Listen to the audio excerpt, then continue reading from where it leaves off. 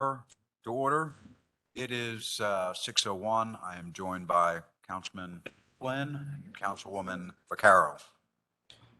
Item number one, or item number two, rather, comments, suggestions, petitions by residents in attendance regarding items not on the agenda.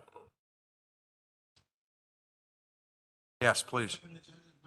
Yes. I did want to speak briefly. Sure, come up to the microphone if you would and state your name and address. Good evening. I'm Christopher Lang. I live at 325 West Ashbridge Street on the north side of town. I wanted to come tonight just to bring to the attention of the committee safety hazards in the borough that I think need attention. And in particular, I'm talking about low limbs on our trees and trimming those branches. I think is a safety issue. A friend of mine got a concussion. He lives near Marshall Square Park. He got a concussion. I think there's eye hazard for low branches where it's below a reasonable height. Last Thursday night, I walked to town for dinner and I got hit in the head again. Usually it's a light branch, but it seems to me that we have a situation that there's no control over it. I think part of the problem is when spring growth comes, branches extend and they get a little more weight and they drop down. We have planted a lot of upright English oaks around town. They're very inconsistently trimmed and they will get much bigger. They get very tall. So I really don't think we have any consistency and we don't have any real responsibility allocated well. I have read the tree ordinance. I know that people worked on it hard to come up with the very best ordinance we could have. It was adopted in August of 2019, but I think that ordinance creates a catch-22 for residents. It says that the responsibility for all street trees is the property owner, if I read it right correctly, but only a borough-approved contractor can do any work on street trees. I would understand that for taking a tree down, but what about for just trimming it so the sidewalks are safe? You have to get a permit to do anything on a tree, and there's a fee to get a permit, and then there are fines of $100 to $1,000 if you don't follow the procedures correctly. This is a real disincentive for people who have a tree in front of their property to try to take care of it and create a reasonable sidewalk situation. So I took a few pictures that don't.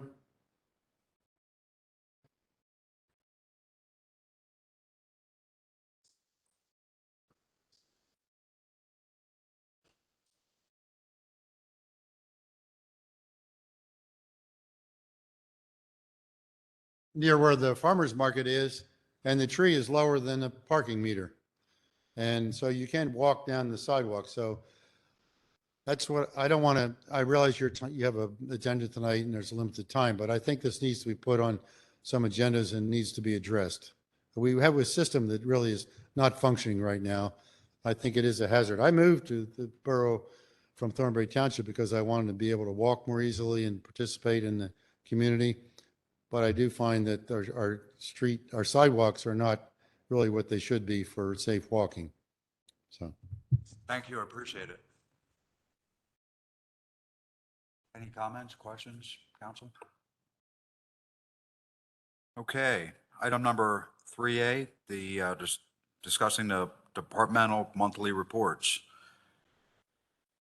If we want to go through these individually, I mean, I think I think we could start with the Public Works and then go to wastewater. If you have questions about stream protection, Will's here to answer them. And we also have the Director of Recreation here to discuss Parks and Recreation report.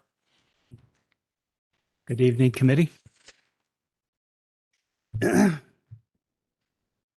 the past month, Public Works made progress with repairing sinkholes and repairing fleet vehicles and equipment. During the summer, numerous sinkholes developed. We repaired them with in-house resources, except for one large sinkhole where a contractor replaced over 100 feet of brick sewer. Thankfully, the rate of new sinkholes has gone down considerably. We also caught up on our backlog of broken vehicles and equipment. A few vehicles and equipment had complex problems, including one that we had to send out to the state of Wisconsin. In our attempt to improve the grass quality in the parks, we contacted the Penn State Extension. Thank you, Councilman Flynn. We performed soil testing at the Kathy McBratney Park. The Penn State Extension recently sent us the testing results along with recommendations to improve the grass. The next challenge is to find a way to treat the weeds with our limitations on spraying. We also made progress with our computerized maintenance management system, which will be used to create work orders and to document completed work. We received firm prices and we identified one vendor's software that we would like to use.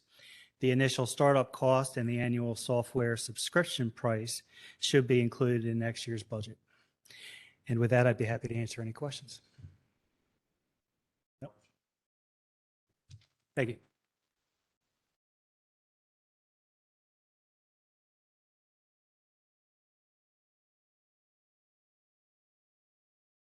Good evening, everyone. Not much to go report in wastewater. The tertiary filtration system is up and running. All my guys are learning how to run it. It's some maintenance involved, but we got all the kinks worked out. It's working pretty well. Just waiting for some doors and windows to complete the building. As far as Goose Creek, we have some pictures. They had some submersible pumps they took out and replaced all the seals, bearings, and repainted them.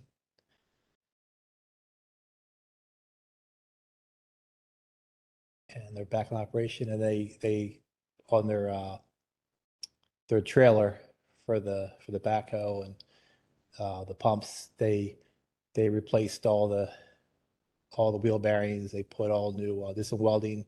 They put all new wood on the frame. All done in-house. It's All pretty done in impressive. house. Everything done in house. Yeah. See some of the guys in the background. I need to shave, but and both plants are running well to the parameters. Discharge permits are being met. Thank you. Questions? Thank you. I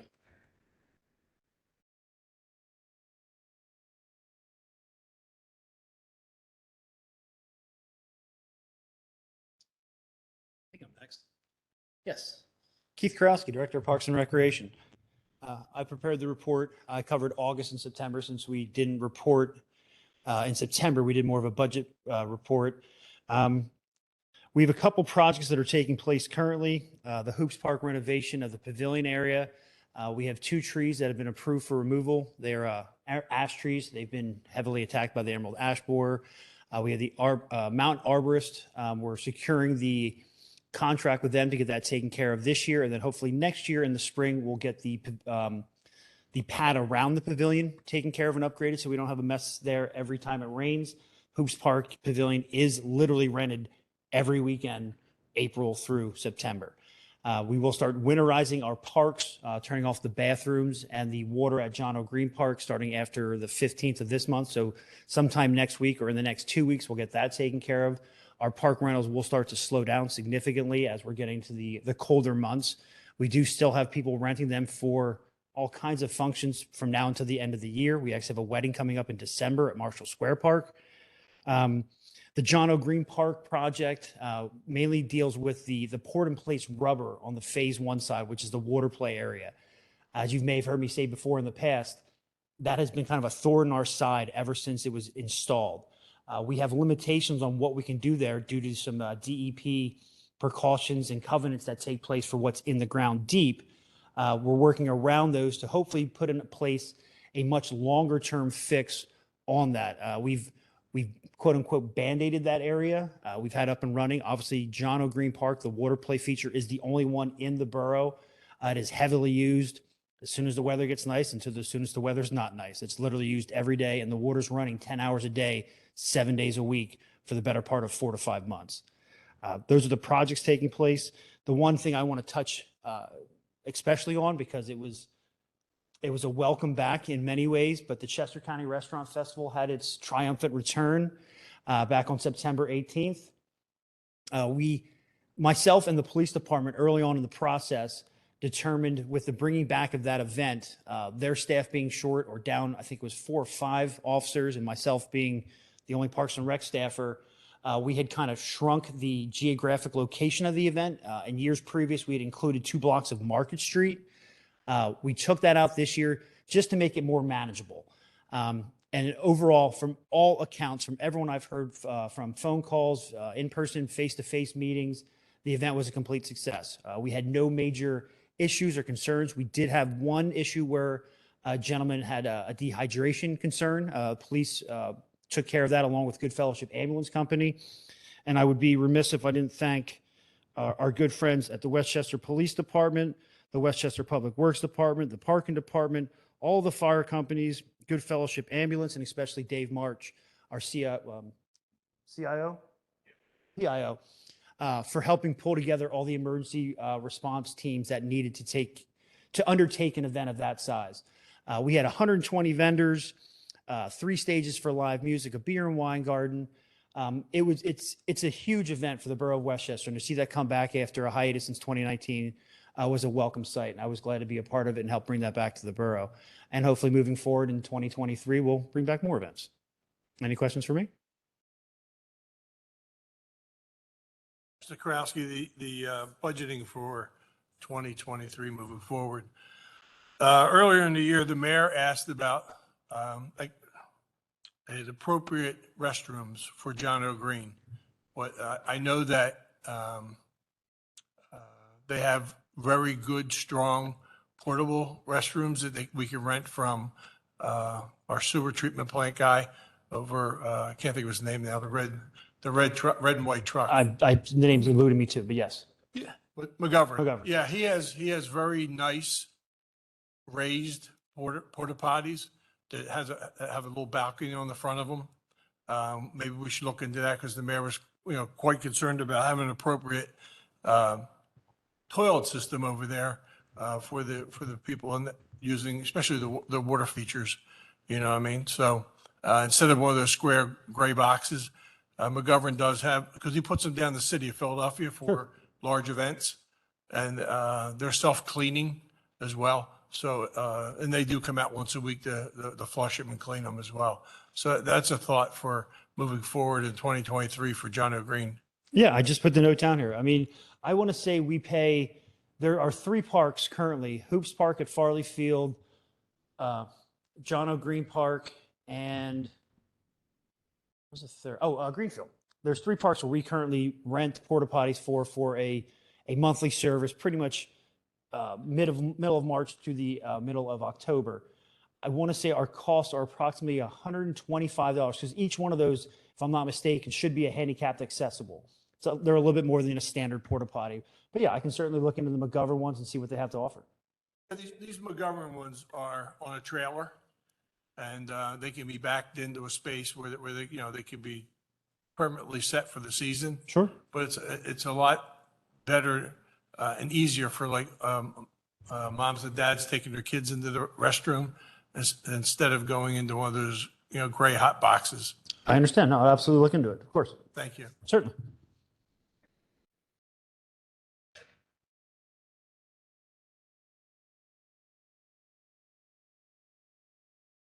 Good evening, Will Williams, Sustainability Director. I'm going to tackle our last 2 items here.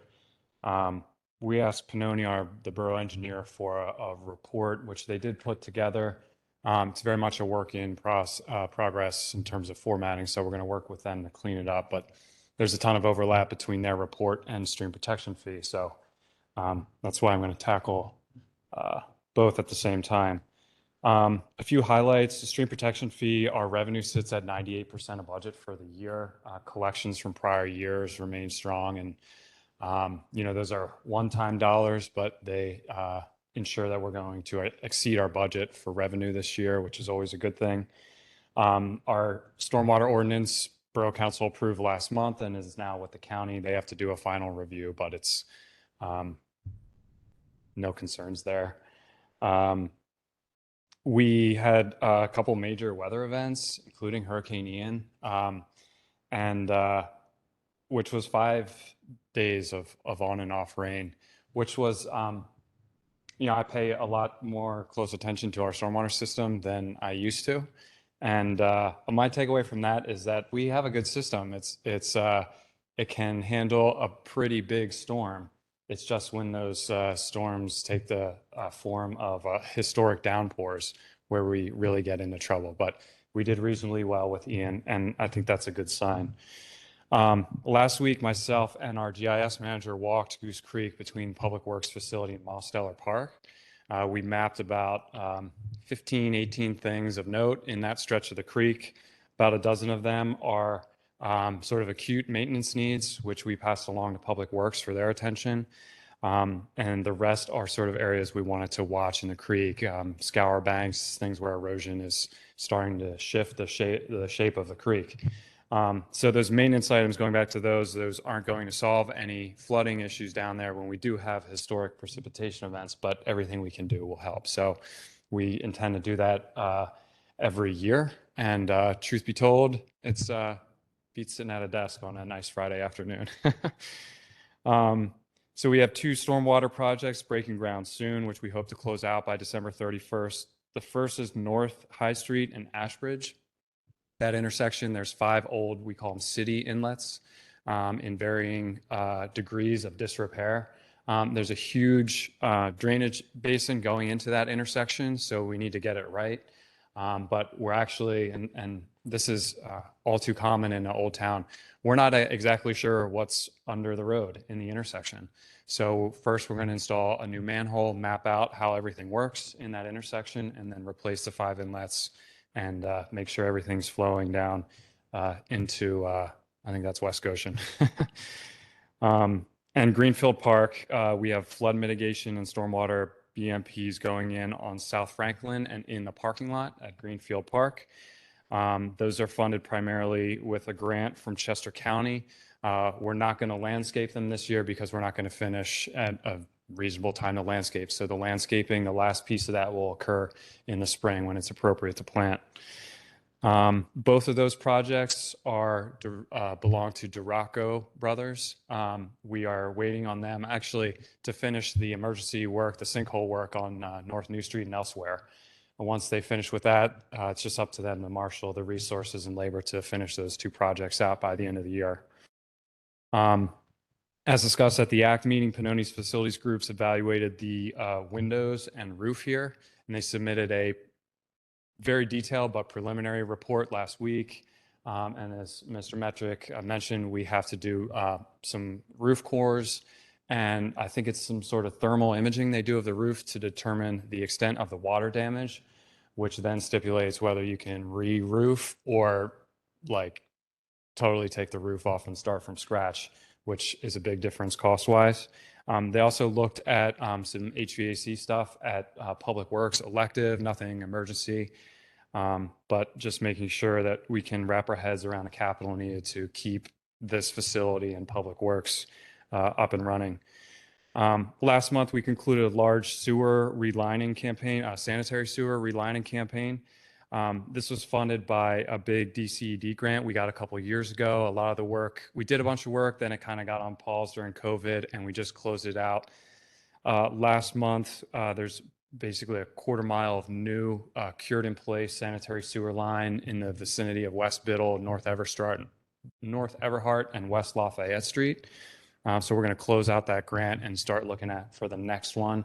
There's a lot of work to be done there with our old brick storm sewers, but it seems like it's something that people will give you money to do because the alternative is not good for anyone. Our Downingtown Pike Plaza pedestrian project is on hold. We broke ground.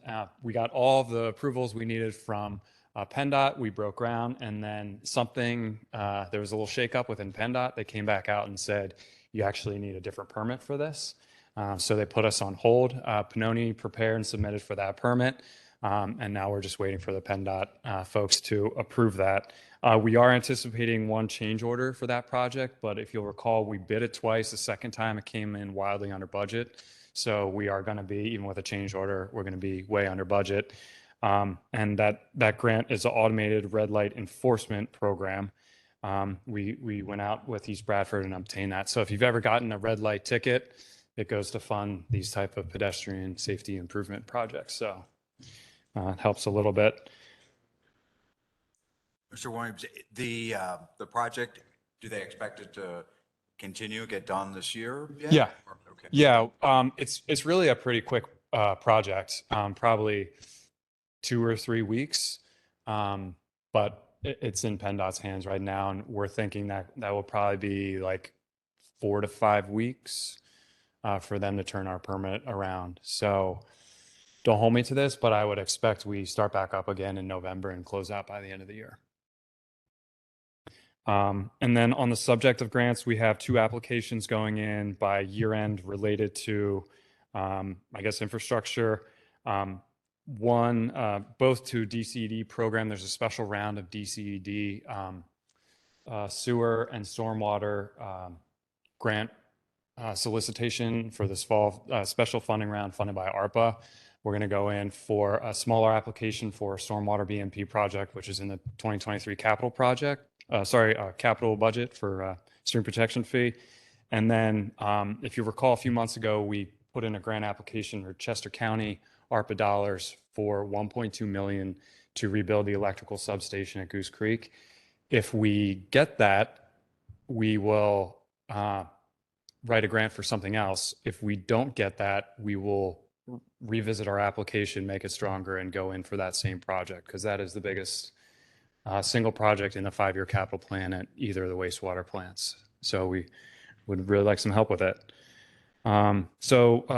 Lots going on. Like I said, this report is a work in process. We're going to add more context, less acronyms, more prose, and get that refined over time. But I'll take any questions if you have them.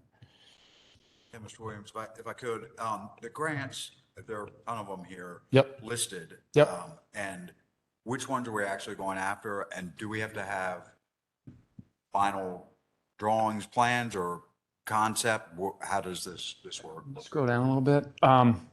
So for a competitive grant application, we need preliminary design, engineer's probable opinion of cost, and I like to have the pretty renderings that engineers do, because not everyone who's evaluating grant applications is technically minded. They might not be used to looking at diagrams. So if you can give them a picture of what it looks like, I think that helps do competitive applications, which, we're trying to be better about. So I already have Pannoni working on that for our upcoming grant applications for next year's projects. And in doing that, realized that we really should have done that 3 months ago, because, a lot of grant applications are due in the fall or the spring. If you apply in the fall, you get awarded maybe beginning of the year. It doesn't leave enough time to get a big project done in a calendar year. So we even need to accelerate that a little bit more than we have already. In terms of what we're going out for, so DCNR, that supplemental grant round, it's to be determined. We still have an open DCNR grant that we need to close out, I think, before we can apply. Same goes for Pico Green Region. Actually, we acquired that in 2020. It's only a $10,000 grant, but we still have an open one we need to close out. And we're actively working on those. We're not just sitting on them. The Chester County programs, I'm a little less familiar with.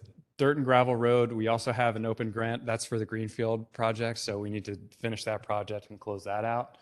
The big opportunities are the fall DCED, H2O, sanitary storm sewer grant programs. There's an ARPA round in the fall, and then the standing round in May. And we'll be going in for, there's a small program and a big project program, and we should really be submitting applications every year for both of those.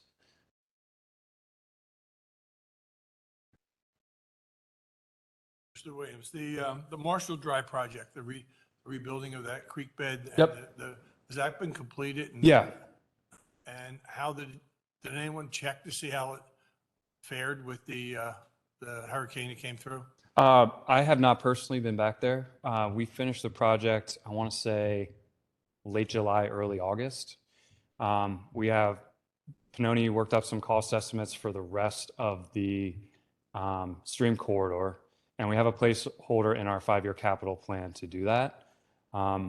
That project, when I presented my capital budget, I went through sort of a checklist, what makes good projects and good use of our SPF dollars. And that project is what we call stream armoring. It basically, it armors the stream and pushes the water down further and faster. That doesn't really accomplish a lot in terms of flood mitigation, stormwater quality, which is, flood mitigation is a hazard to humans and property. And our stormwater quality, we have goals dictated to us by DEP that we have to meet. That type of project doesn't do anything for those, those criteria. So in terms of priority, it's pretty low on our list. But like I said, we have cost estimates. I think we have, to the point of your question, we have everything we need to write a competitive grant application when the proper program comes around.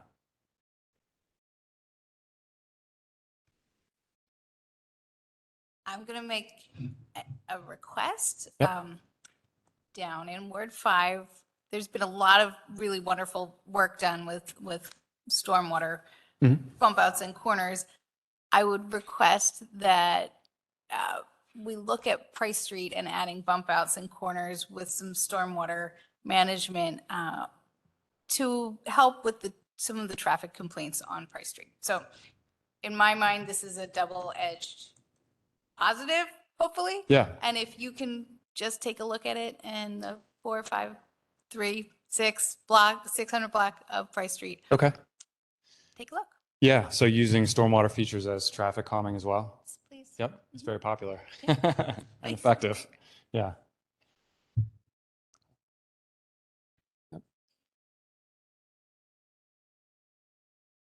Item 4, approve September 2022 meeting minutes. Questions? Other business, just a reminder, November Public Works Committee meeting will be held on November 7th at 6 p.m. And with that, we will adjourn the meeting. Mr. McCoy, may I interrupt you for half a second? As you get older, you start to process things much later when people tell you things. For Mr. Lang, under the Tree Commission, we do have a subcommittee that they're called tree tenders. And what I'll do is I'll reach out to Jeff Bytel and also to Mike Dunn. And these are residents that volunteer that have been trained by Mr. Dunn to go to certain areas of the borough at certain times and do the type of tree trimming that you gave us a picture of. And I don't know whether after COVID, they kept the program up. A lot of things stopped at COVID. So, but they're actually called tree tenders, and they're residents that do it. But I'll follow up with that, Mr. Bytel and Mr. Dunn tomorrow. That's fine. I forgot to mention I did present to the tree commission last week, and they just come to the meeting. They talked about tree tenders. I think there needs to be something institutionalized where the trees get trimmed no matter what, not be dependent on volunteers. It needs to be embedded somewhere. It's standard operating procedure. That's not the purpose of tonight. I just want to highlight the issue. Thank you very much. Thank you, Mr. McCoy. Thank you. And with that, we will adjourn at 6:31. Thank you.